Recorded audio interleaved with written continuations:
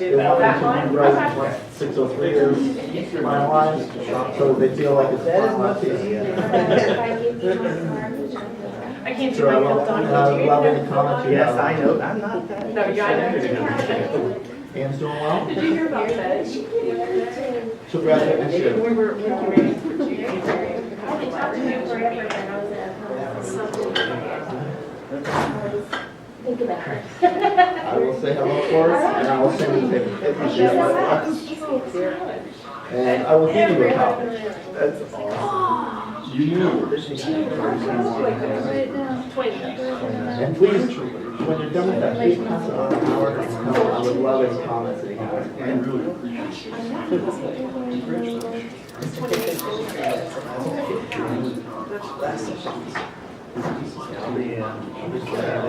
Test your levels real quick. You can power on your transmitter. Okay. Where's mine?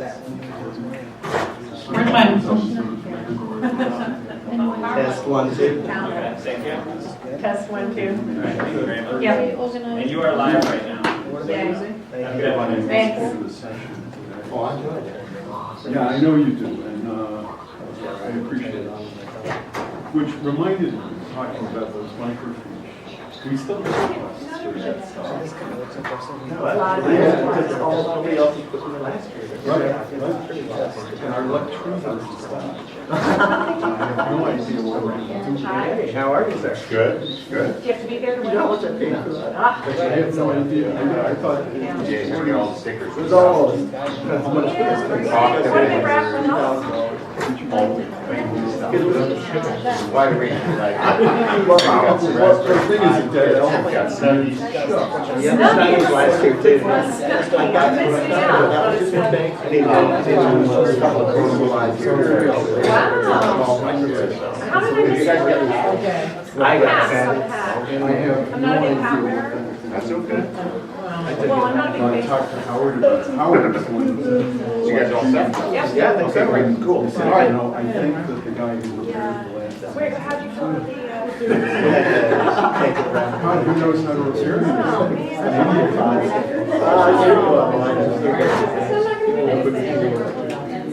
But I was telling you that just so you know, I hope you do. Terry's been coming for 19 years. He's never once. It took us a while. Grab our lunch and go. I'm gonna move up there and see the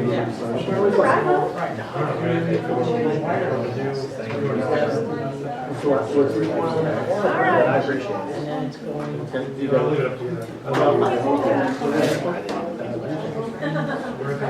Yeah, you should. Me, I'm gonna sneak out. Drop you up anywhere. Drop you up the side of the highway. See, that's what I'm afraid of. We're like, what happened to Ed? Well, yeah. He took his talking from Susan, and it was all over. That's up I would never do that. Drag it.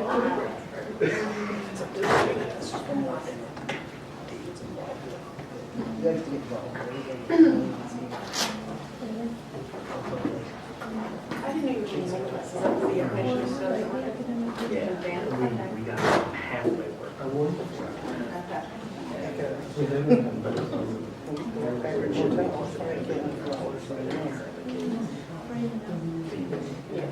So I just said, Amplified's free. Yeah, the megabus is great. Yeah, but you have problems getting It was late. My name tag. because of traffic or? I don't know what's the reason. Oh, you have 5 minutes still. It was coming from someone else.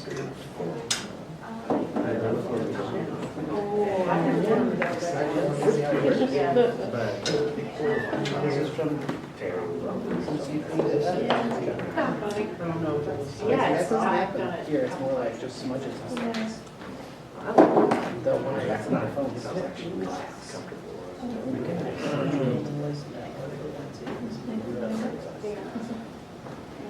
Well, my mom did it.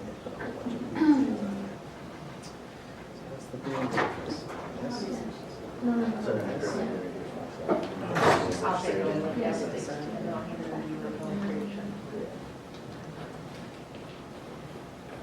But One of my little ones. I was just, that's what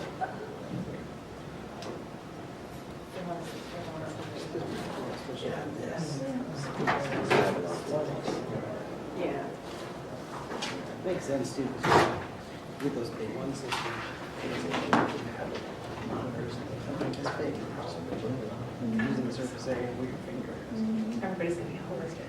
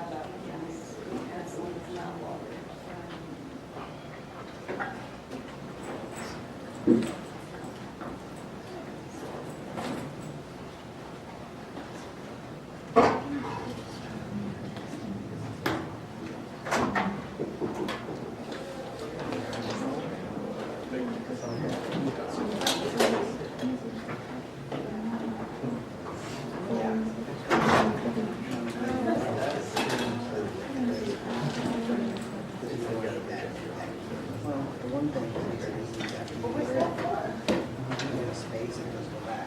So it's just two, but really it can be this. I remember. Yeah, I like, yeah, exactly. I like that.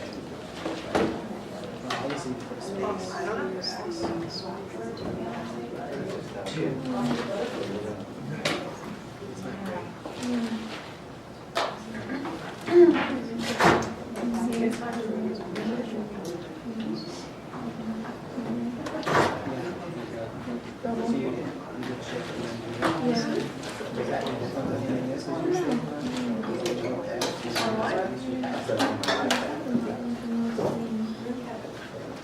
And then another spoon for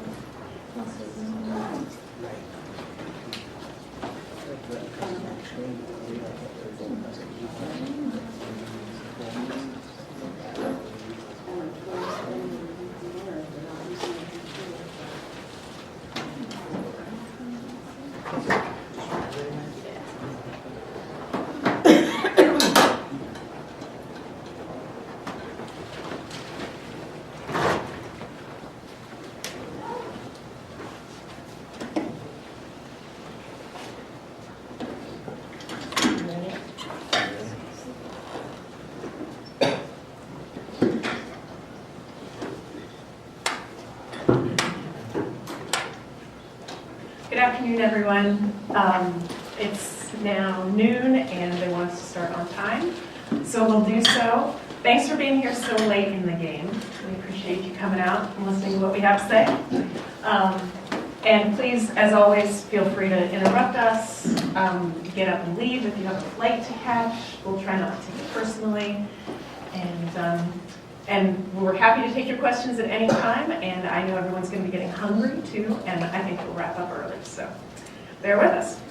I'm Susan Demain, and I am a Research and Instructional Services Librarian in the Ruth Lilly Law Library, which can become a tongue twister when you say it fast enough. And that is at the Indiana University McKinney School of Law in Indianapolis. And my name's Ed Finn. I'm the Instructional Technology Specialist at the Ruth Lilly Law Library as well, at the McKinney School of Law. And today we're going to be talking to you about reaching students where they are, ensuring universal accessibility in online education. The law librarians have been teaching an online legal research course for about 3 years now. And one of the things that we've been working on is making sure that our materials reach any device, any operating system. And that's what we're going to be talking about today.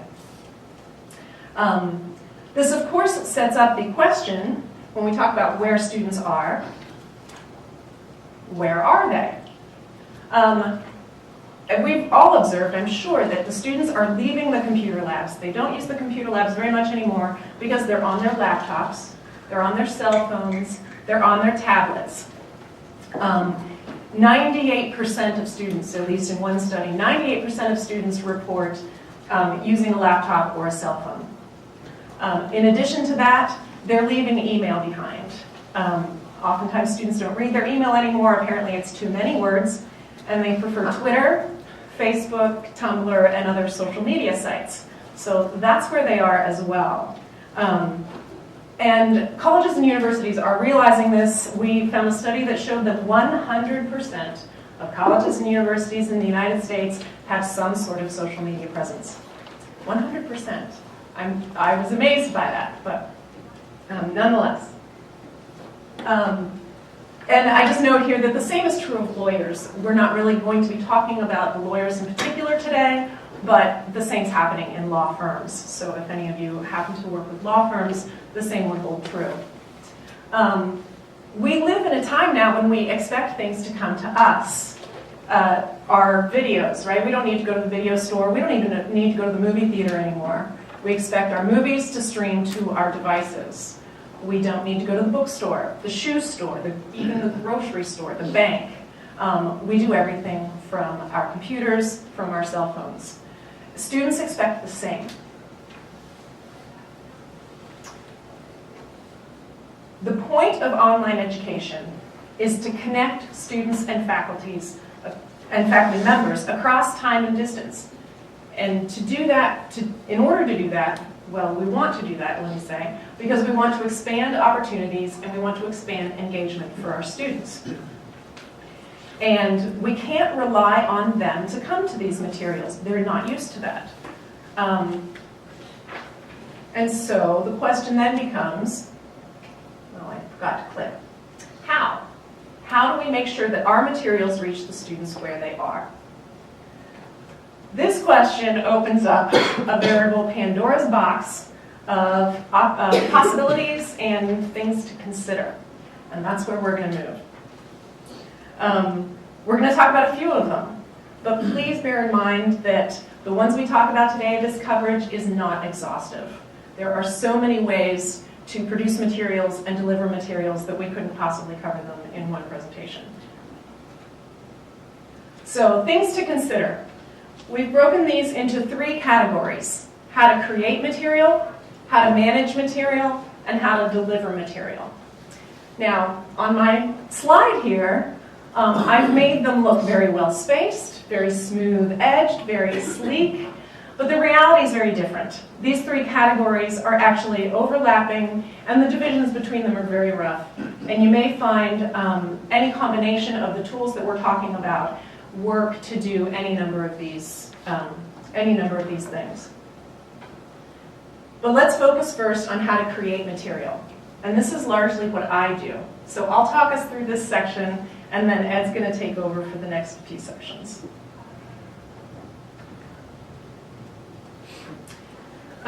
This may seem elementary, but certainly one thing to do when you're creating material for online education is to simply use text. And I think that this gets underestimated.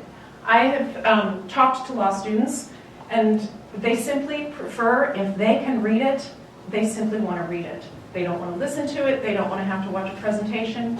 If it's something they can read, give it to them to read. So make use of text. Other advantages that text has: it's easy to create as long as you have the ideas, and it's easy to deliver to almost any device. You can read text on a cell phone. It's not that hard. So text has some real advantages. And of course, you can take text to the next level with e-texts. Again, they're not too hard to create, and there are some great e-text authoring tools out there. In fact, some of you may have heard from the gentleman from Harvard yesterday with the platform they've developed called H2O, where professors can develop their own casebooks, e-text casebooks. With e-text, you can also add lots of graphics, visual illustrations, advanced navigation, and the opportunity to annotate things. There are integrative tools. The Indiana University offers one called Course Load, where if you buy an e-text from a publisher and put it into Course Load, the students can then do all sorts of things, annotate it with questions for the professor, for other students, and you can start a conversation back and forth right there in the e-text. So there's some great tools out there for delivering e-texts. If you don't want to create your own e-text, publishers are creating more and more all the time, and publishers are good at making sure that they are deliverable to any device. Okay. Beyond e-texts, well, I shouldn't say beyond, PowerPoint lectures. This is what a lot of the faculty members that I hear from when they talk about taking their classes online, this is the first thing they think of. I'll record my lectures, I've been lecturing for years, I'll record them and I'll put them online, and my students can just watch them. And I try to get across to them that there are some alternatives, that a recorded lecture is not the most exciting thing to watch.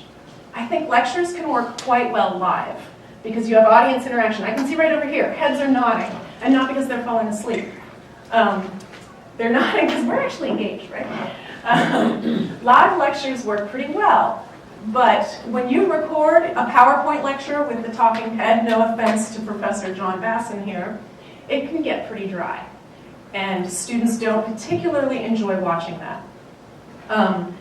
So, with PowerPoint lectures, and I'm assuming here that you would do voiceover narration as well, and not just expect the student to read your slides, hence the talking head.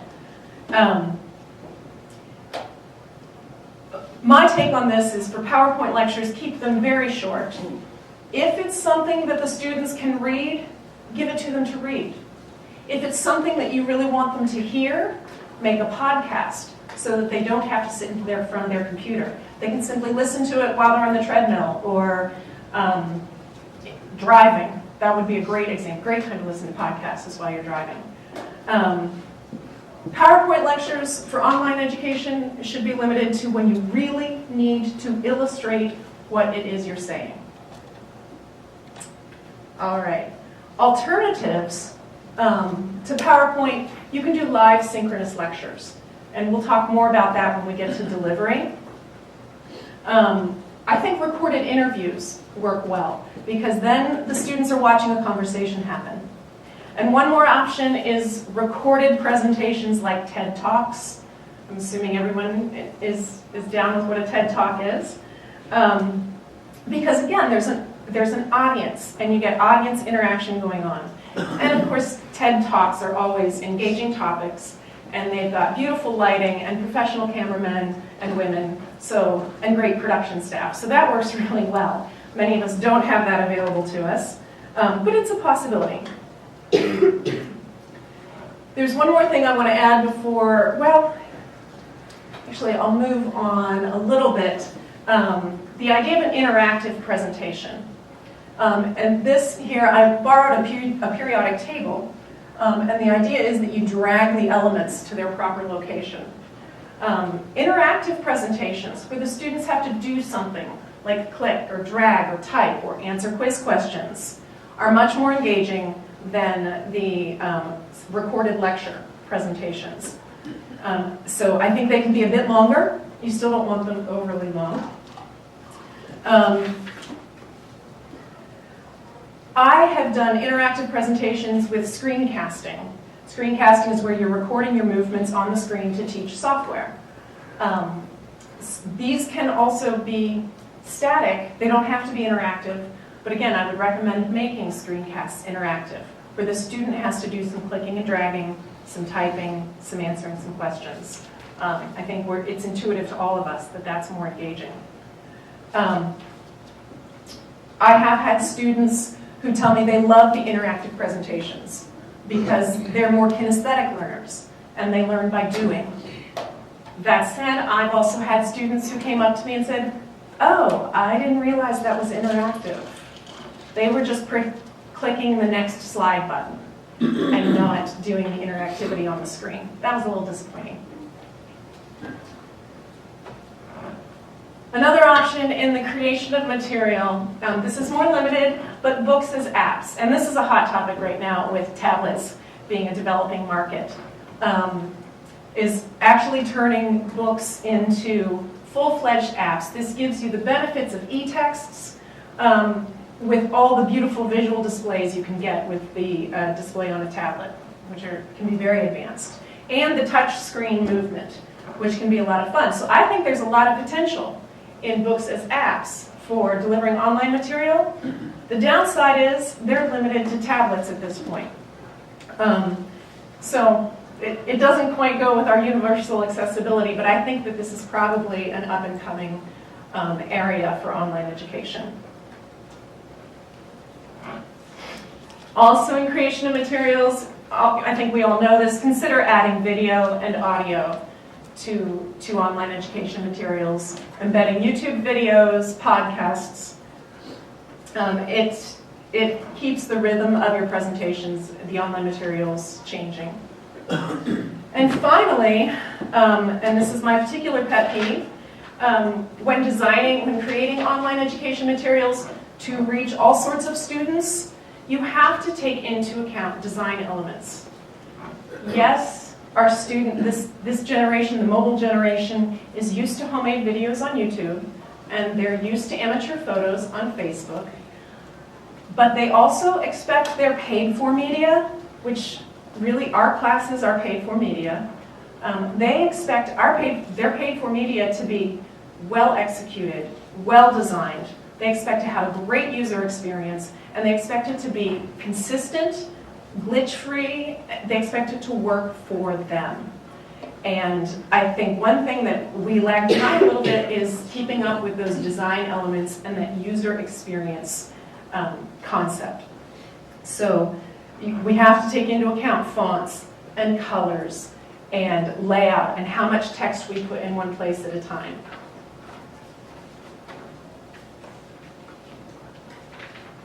All right. And I think from there, I'm going to hand it over to Ed. Can I ask a quick question? Oh, yeah, please. Susan, when you are deciding how long is too long for a PowerPoint, Okay. how do you break them up by topic? Or I keep getting shorter and shorter. And yes, I do break them up by topic. A good example, they're beautifully made, but the tutorials on lynda.com, many of which have interactivity built into them as well. 10 minutes at tops for those. And they are broken into tasks, specific tutorials. So that if I specifically want to know how to add audio, I'll click on this one, I work through that, and then I can skip everything else if I already know how to do it. So I have gone to chunking up material and interspersing. So I've laid out on one page introductory text for them to read, an embedded presentation, interactive or not interactive, usually at this point no more than a couple minutes, and then more text to read, and then another interactive presentation. So I've been keeping them really short, 5 minutes tops. Does that answer your question? Oh, that's great. I don't have empirical data on that. That's just my experience.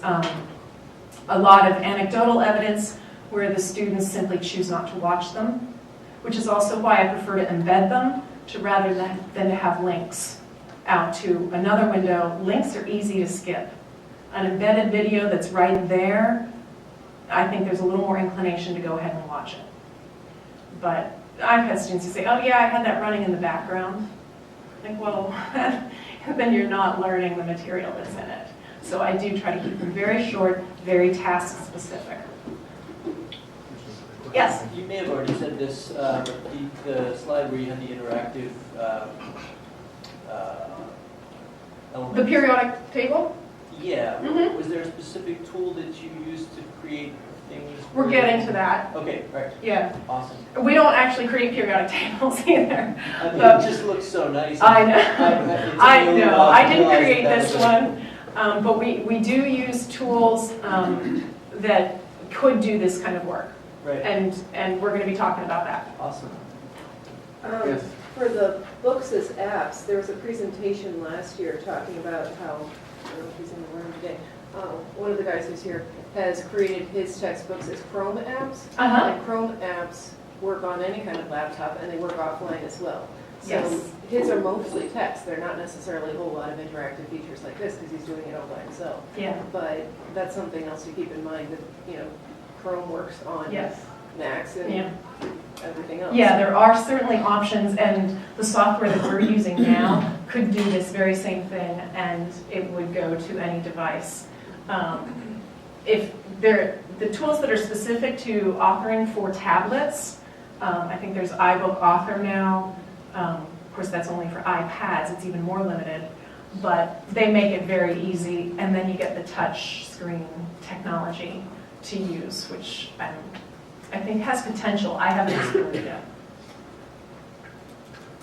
Well, and one more thing real quick, just on the idea of how small to make it. One reason to make smaller presentations is so that they can go back and review. And we've heard that a couple of times throughout the conference, that they want to be able to go back and review it without going back and reviewing or remembering what minute it was on of something they want a refresher on. So the longer the presentation, the harder it is for them to do that, and that just kind of takes away from their experience and maybe decides whether or not they'll go back looking for that information. So that's another reason to kind of condense it. I'm a big fan of lynda.com for that reason, because it's chunked in a way that if they, of course it's software, not in the classroom, but it lets you go back and see, hey, I need to know this and I need to know it quickly. So I think that that's another good reason to use that. Well, the next thing we come to, and this is where the lines start to blur a little bit, is how to manage your material, how to manage the content.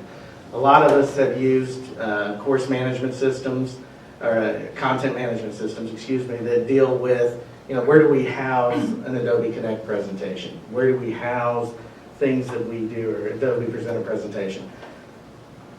But now you're starting to see a lot of change in that market, especially, and Twin's also another player in here, it's just not represented, but all these different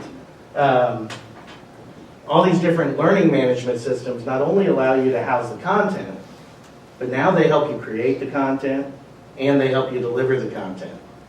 So there's so much more that you can do now with using some of these interactive tools.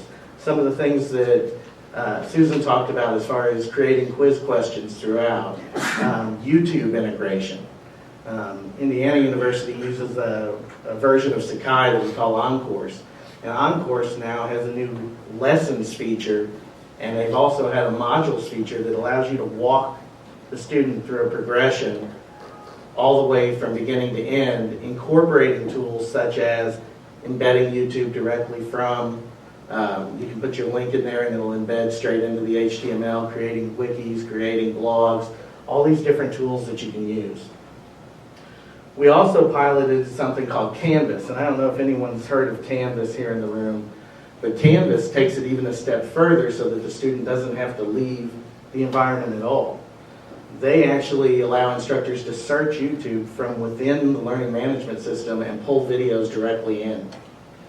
They have an app that allows you to interact back and forth with your students, and they even have social media integration, which is a really cool new feature that I'm hoping more of these go to, where when you send out a message, the students can self-select in, and they can actually get a tweet or get a Facebook message telling them that you posted something new on the site. Now that's self-selection, but where are a lot of our students? They're in Facebook, they're in Twitter, sometimes they might even be doing it in class. So when you're sending information out, you want to make sure you're getting them where they're at.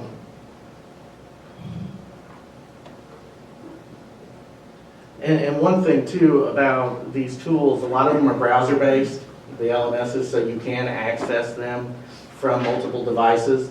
Now, some of that does get clunky if you're using especially a phone, and when we get to the authoring tools and looking at how you actually set yourself up to deliver the content to the students, you don't want them in that sea, as the first speaker talked about at the keynote, that sea of trying to find out where on that page is the link. So for our purposes, what we had to decide was how do we reach everybody by making the interface try to fit where the student is going to be. And that brings us to how do we deliver, and how do we deliver that content. Obviously, we can use websites to deliver content. These can be wikis, these can be blogs, these can be, a lot of your LMS tools now allow you to create HTML sites within there so that they can just click through. Once again, the blog. Another thing is to use the online meeting function. With students being at a distance sometimes, or if you want to, we've heard a lot about flip the classroom throughout the conference. You can use the online meetings to be able to do that, to be able to engage with your students. And a lot of professors, at least the ones that I talk to, want to have virtual office hours. They want to be able to engage with students in a way that's not just over the phone or not just through email. They want to be able to put up a document. They want to be able to review that document in real time with a student so that they can get feedback, so they can check for misunderstandings, and so that they can communicate what they actually want to communicate and not have it get lost in translation. Can I interrupt you? Yes. The example we have up here is Adobe Connect Meeting, which we use for an orientation session for our online legal research class. The rest of the class is, we never meet again face-to-face, but what we do is have a live orientation that we also record and make available through Adobe Connect Meeting. But there are other options. Google Hangout is one that I know of several professors who are using, and I think it's worked pretty well up to about 10 people in a Hangout. Yes? If you have access to advanced features in Google Hangouts, it will also allow you to go online, which will record it and turn it into a YouTube video that people can review. Oh, nice. Okay. And you can do screen sharing as well. Okay. And Skype. It's hard to do, I think to do multi-person Skypes, you have to purchase the license. It's not free. You have to purchase the Premier Skype. But there's a lot of that sort of thing available out there. So especially for the office hours where you did just a few people at a time, something as advanced as Adobe Connect Meeting is not necessarily necessary. So I just wanted to fill that in. Yeah, well, I'm glad you brought up Google Hangout, because we have a professor that uses that at the law school religiously. He believes that, as a matter of fact, we had a meeting here recently on different authoring tools and building and quizzing, and he saved that and posted it on YouTube for those who couldn't make it, so I appreciate that. Here we go. Another thing is using YouTube. I mean, using videos. Now, some of the tools that we're going to talk about a little later allow you to do multiple tasks so that you're not leaving and doing them on different things. One of the problems with creating audio and video, if you link it out, is that the student has to go somewhere else. They can't just see it where they're at. YouTube is getting integrated into the LMSs, but it also is a public forum. You can privatize it somewhat, you can hide it, you can do some other things with it. But if you really want it to be private, you might look into creating your own videos with an authoring tool and bringing those in-house. But for general tutorials, like these informational meetings that we were doing, YouTube is a great medium because it's a really quick publish. It's there, it's accessible on all devices, it's easy for them to get to, and it's easy for them to navigate because they're used to it already. Yeah, and there are alternatives to YouTube.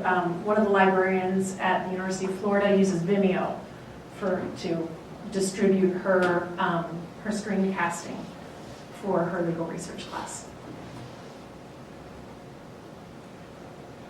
Moving on, there is iTunes University, which is basically a podcasting feature in a lot of ways, and it is accessible. Now, some of the advanced books and creations that are only created for the iPad are different, but iTunes U they can use from their desktop, from their computer, and they can listen to different podcasts. A lot of professors use this as almost sharing, like TED Talks is on iTunes U. There's a lot of information that's already out there that you can bring in to illustrate a point that you wanted to make. You can also use iTunes U to deliver your own content. So that's Yeah, it can be it's a used delivery mechanism. as a podcasting tool. Now, one of the challenges we faced, and one of the reasons we looked at being able to deliver to all of the options, and this is just one little piece of it, but there was a student, I'll never forget, last year in the library trying to watch something, and all he had was an iPad. Didn't have a laptop. He was going to have to go to the computer lab if he wanted to use a computer. He wanted to be able to access the presentations, which at the time, and we'll go into a little bit more of this when we get into our story, but they were only accessible in the Flash-based version. So it was very difficult for him to be able to engage where he wanted to and where he felt comfortable.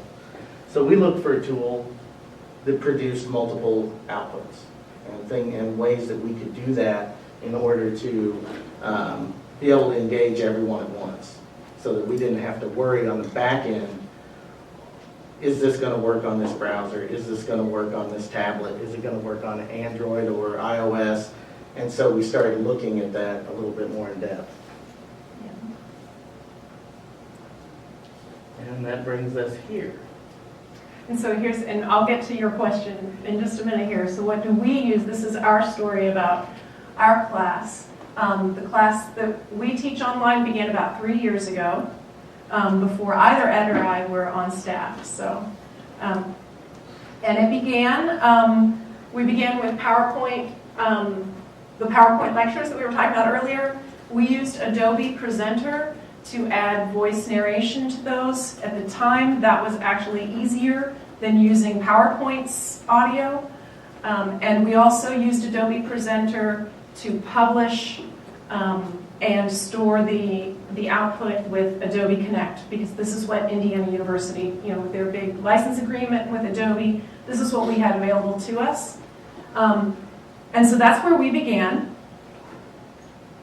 And so that's how we created the material. In terms of managing the material, we used Indiana University's learning management system, which is called OnCourse. It is a Sakai platform. It's been in-house edited and made unique for IU, but it's based on Sakai. And so that's where we began. When I started, I was interested in taking those PowerPoint lectures, which were screenshots and narration, and making screencasts instead, and adding interactivity. And so, again, I had Adobe Captivate available to me because of the license agreement. I downloaded it, and I went to lynda.com, and I taught myself how to use Captivate. I did 2 weeks worth of lessons in Captivate, and it probably took me 6 weeks to create those 2 weeks of lessons. There was a big learning curve. I did get faster, but Captivate was going to be a challenge for everyone on staff to come up to speed with and to be able to produce materials quickly. The final product is beautiful, but it's not easy to use. Another limitation that we had was that Captivate produces SWF files, which use the Flash player. You can publish to other formats, but every time you do so, it has to be another iteration. And so anytime you want to go back and make a change, you then have to republish, say, in a SWF and an HTML5, et cetera, et cetera. It was a fairly laborious process. So we wanted something that was a little sleeker and easier to use, because we wanted to reach that mobile market with our students. As most of you probably know, Flash doesn't work on an iPad or an iPhone. That was becoming a hindrance. Ed was then hired. Well, and one thing, Adobe Captivate is catching up for those of you who do use it. They are starting to publish to more formats in a little bit easier way. They still do not have an app, and they do not have some of the interactive features. And I'm curious to see what Adobe Captivate 7 actually looks like, because it's just now come out and we haven't got the updated version with our licensing. But, you know, and one thing I do want to caution on is we're showing a bunch of tools. The first thing to evaluate is what do you actually want to get across? You know, what are the things that you're trying to accomplish? Text may be enough, as Susan said to begin with. It may be the best medium.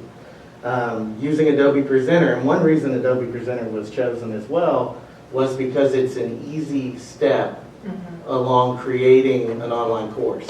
It integrates with PowerPoint. We're used to PowerPoint. We've used it before. We know what it looks like. We know what it does. Adobe Presenter supports all those animations. It's just an add-in.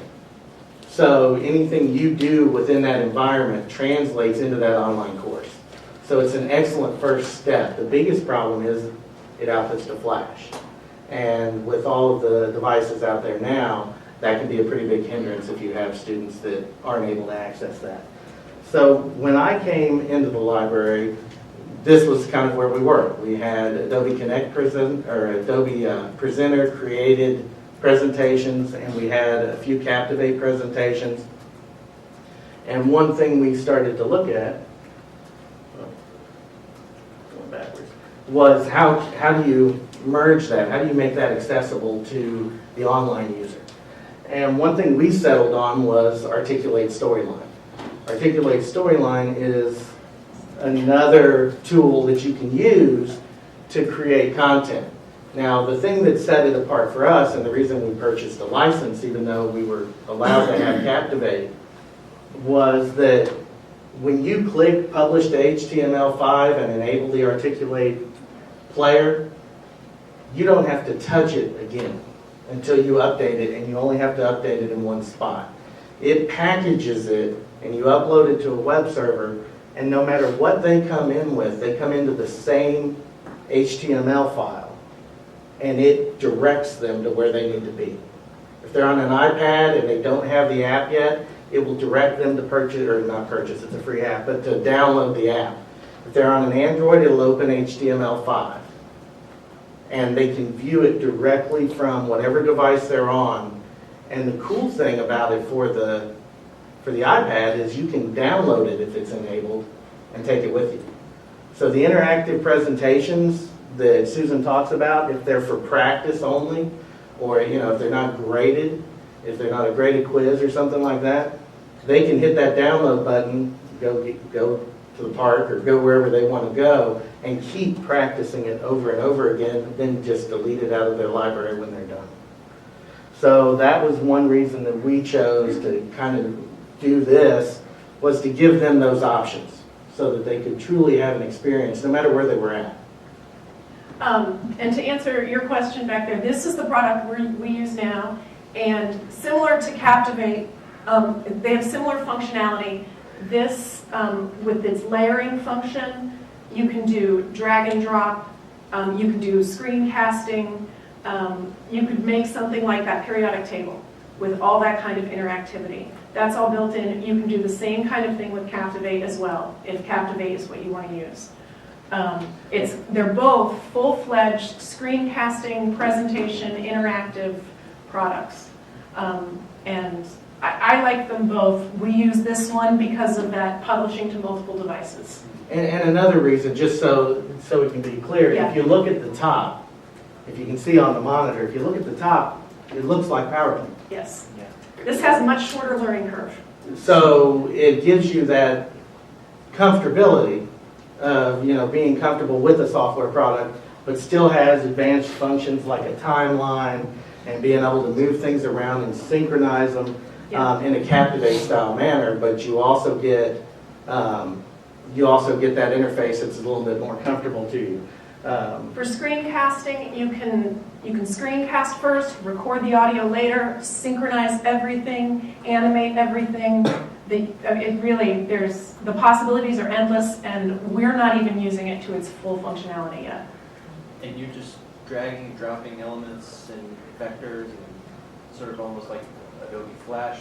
Or? It's similar. I mean, it's similar to how it's very intuitive on the way. Once you create the object, once you put the object in, then you can assign triggers. Yeah. Like, for example, a good layer is if you have instructions that you want the students to be able to go back to, Yeah, they click a button, it pulls the instruction up, they click it, it goes away. that's cool. They don't even see it work. They just know that it does, and that's really kind of cool. And you can do that no matter what device. Now, you do have to be careful on quizzing and a few things that don't translate well. But once again, that goes back to what they said the first day, which was designed for the limited device first. So you guys probably... Like certain question check it out. types, yeah, Check certain it out. question types, you'll Yeah. want to say, you know, hey, we don't want to do that because it's not going to work when we get on an iPhone or an iPad. And the text So is too small. Yeah. Right.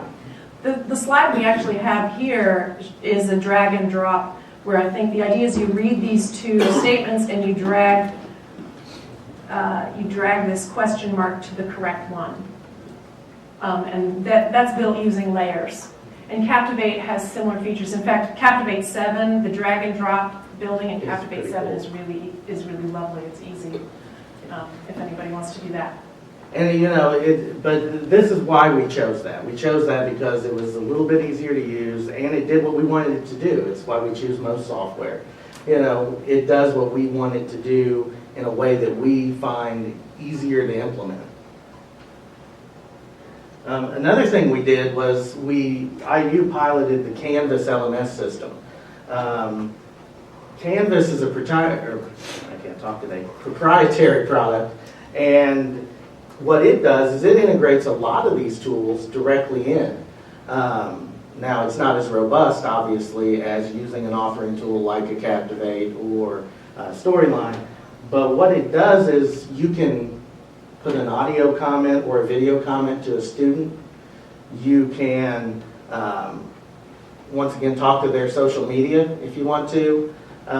One cool thing, does anybody in the room use groups for anything, any kind of group work? Okay, well, if you do, when you create the groups, you can have it do it for you, or you can do them yourself. But once you create the group, it creates them a whole subsite. So, for example, they get their own conversations tab, which is a forums tab. They get their own Blog? what they get. Get a blog? They get a wiki. A wiki. They sorry. get a wiki. They also get on-command instant meetings. So Canvas, when we piloted it, it had Big Blue Button integrated, and they could click that and instantly start a meeting and collaborate within their group if they're online. So, and they can create it for later, they can create it for now. It's just really cool. And a lot of that functionality in some of the other LMSs, you have to set up each individual thing. You have to set up a forum and say it can only be used for this group. You have to set up a conference and say only this group members have access. And so it's a really neat feature to be able to use. It also looks like what they're used to. It's very clean, the way it's presented. It's Facebook-like. We need to keep moving. Okay, I'm sorry. I'm watching the which brings us to where we are today, right now, and I am going to, oh shoot. I'm going to go through this quickly because we're running a little low on time. In terms of creation of our material, we're using Articulate Storyline. At the moment, we have 3 licenses. We have one in a recording room. Ed has a copy in his office. And then we put one on a mobile computer. The licenses were $700 a piece, and so we were limited in the number that we could buy. And this was one of our solutions, so that the librarians can roll this into their offices, use it when they need to, and then it can be moved on to the next person. And one thing about the cart, just real quick, is it has Wi-Fi, it has a wireless adapter on it, so that even if they're at the reference desk, obviously they can't record at the reference desk, but if they have downtime, no matter where they're at, they can begin working on designing a presentation. Mm-hmm. So it really does work to allow it to be mobile, and it's a cost reducer because the academic license is half what the public license is, but it's still, yes. Can you put that on a virtual desktop? I don't know. I don't know. That's a good question. We hadn't done that. Or if you just, I mean, it depends on what your network setup is, but if you gave it a static IP and allow people to remote desktop and computers, then you don't have to have a network setup. I don't know. Yeah, We'd have to talk to Articulate about what the limitations. Yeah, the remote desktop, I don't know. Well, remote desktop only allows one user. Right. Yeah. True, that's just one time. I don't know. Makes sense. That's what we do for some of our software. And as we've said, we're publishing to multiple platforms and presentations are downloadable. And again, in terms of creation of the materials, we've recognized that some students simply prefer to read the material, so we've taken material out of the presentations and given it to them to read with a simple website look. And that's available on any platform, so it's helped us reach that goal. We are currently using OnCourse instead of Canvas. We liked Canvas in the pilot, but it's no longer being supported by the university, so we went back to OnCourse. It's been upgraded. It looks better than it has in the past. And for our purposes, we like the grading functionality. We set up our quizzes and grade them in OnCourse. Some cons, it still has no app, and Canvas did, and it's difficult to embed iframes. And this is what we're going to miss about Canvas, embedding those iframes, the look and feel of it, and that integration with the social media. Now, one thing when we're talking about universal accessibility that I want to at least give a nod to is the issue of accessibility for the disabled. We're talking about captions and tags, descriptions, keyboard shortcuts. Section 508 of the U.S. Rehabilitation Act requires all federal government websites to comply. As educational institutions, we're required under Section 504 of the same act. Now, because of the federal government's buying power, almost all software vendors give you the features that will allow you to comply with accessibility requirements. The problem is it's up to us to actually use those features. We have to put the captions in. We have to create the metadata tags. We have to record the descriptions of on-screen items so that the visually impaired can hear them. We also have to type them in so that the hearing impaired can read them.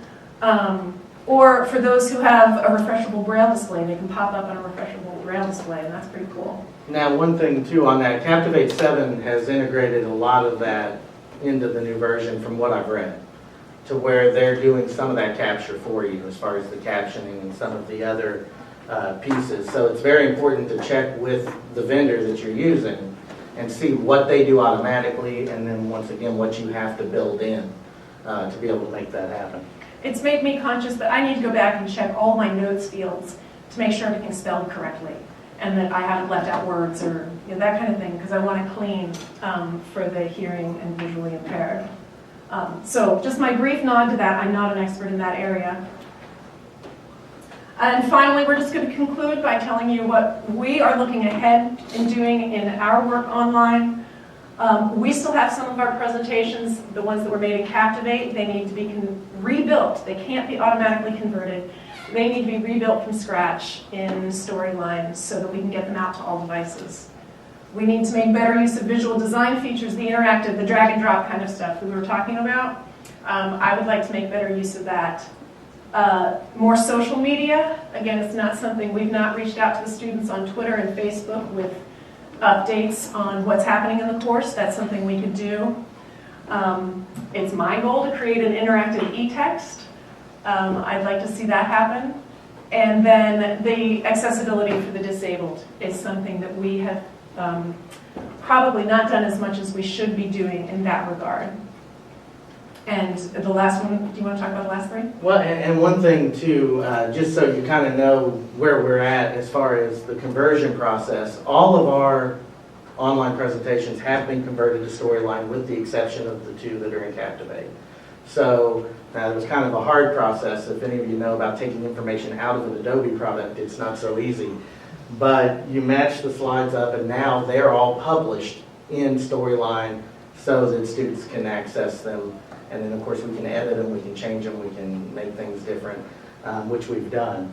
One thing that I think that we need to do, and I think it's starting to happen, but we need to do better at letting them know what the options are, letting them know they can get an app and download it and take it with them is something that I would think, at least when I was a student, would have been very attractive to me.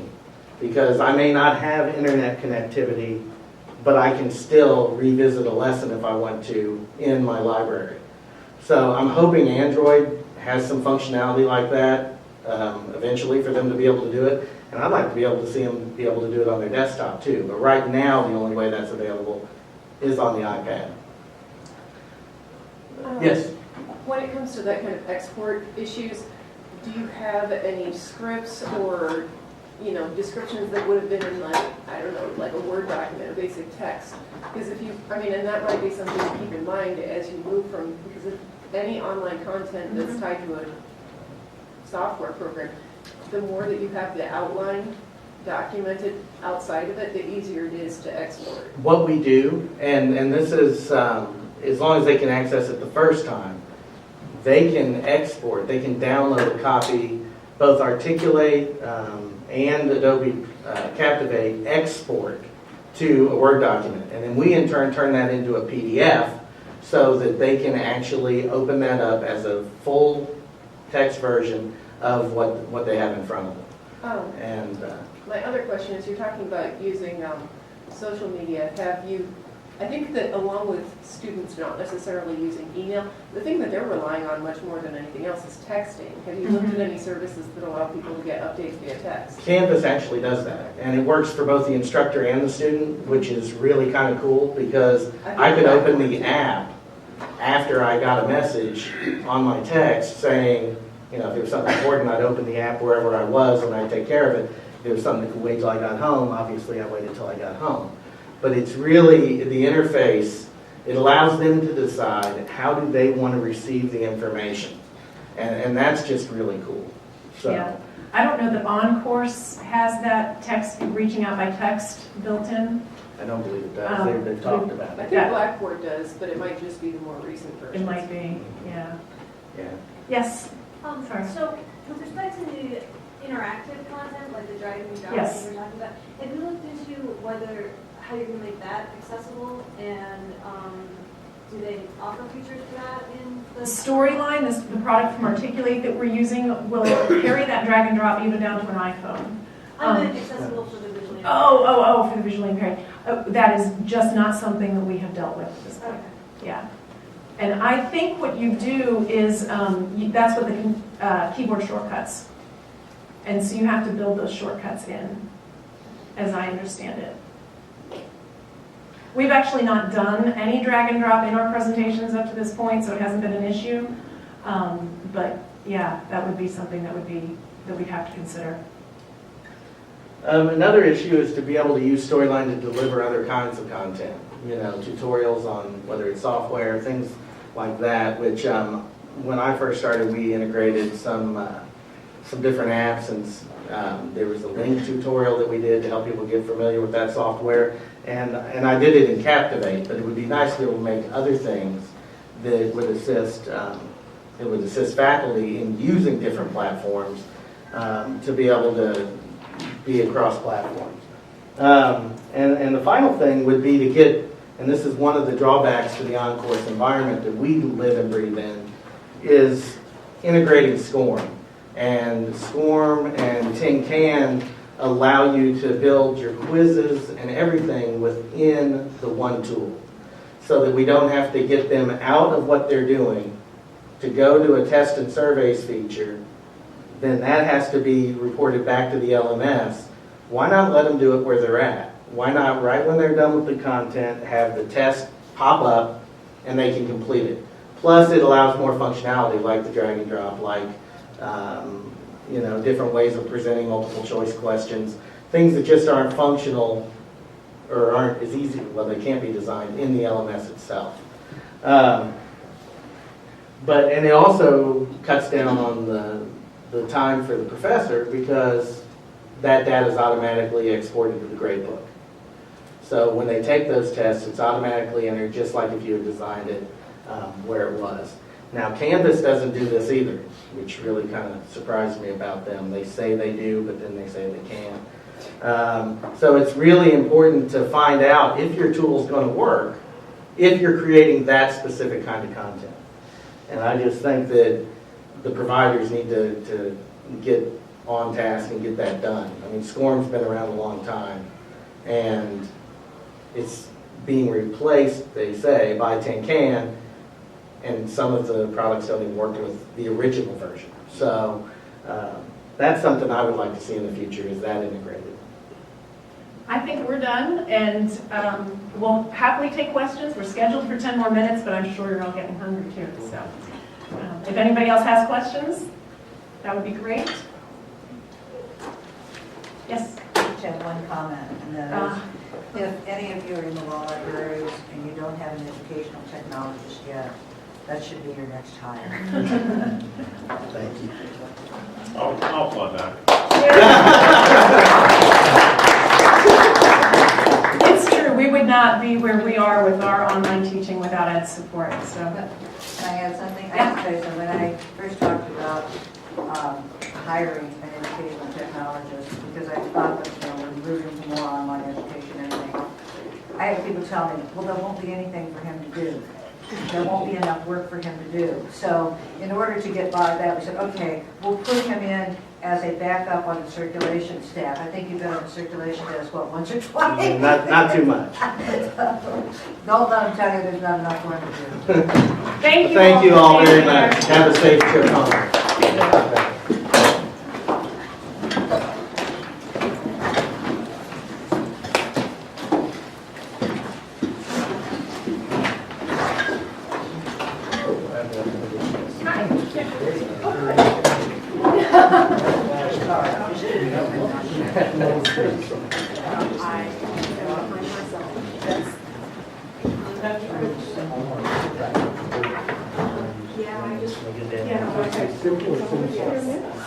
Well, you know, one of the blog that was pulled out is more about that. Well done. Oh, thank you. All right. Appreciate it. Appreciate it. It's a lot of fun. We're 6 months into our second 6 months of educational technology. Oh, really? Yeah, the first one we hired ended up having to leave for family reasons. And we took a break for a while. Felt like we just started going and doing something cool and fun. And then we got another one about 6 months ago. It's great. Having somebody who ever been to Melbourne? Melbourne? No, I've never been to Melbourne. Yeah. And I'm kind of glad. Don't talk about too much. I usually go research institutes that I have to do this, but, if you have any questions, feel free to contact us. Yeah, love to share that out. Good, thank you so much, I'm glad. What was told them was none of the library staff could afford to live there. Probably the only one of my brains has lived on campus. You know. All right, I bet I just leave that to you. Oh, I did. Oh, that's very nice. Yeah, the questions were good. well, congrats, That's a guys. lot longer than I thought I was going to. You guys had a tough spot in the schedule. Yeah. That's the thing, everybody leaves. Well, Susan, Even though you did cut me. I was looking at It's going to be recorded forever, me saying, That sounds go terrible. pig.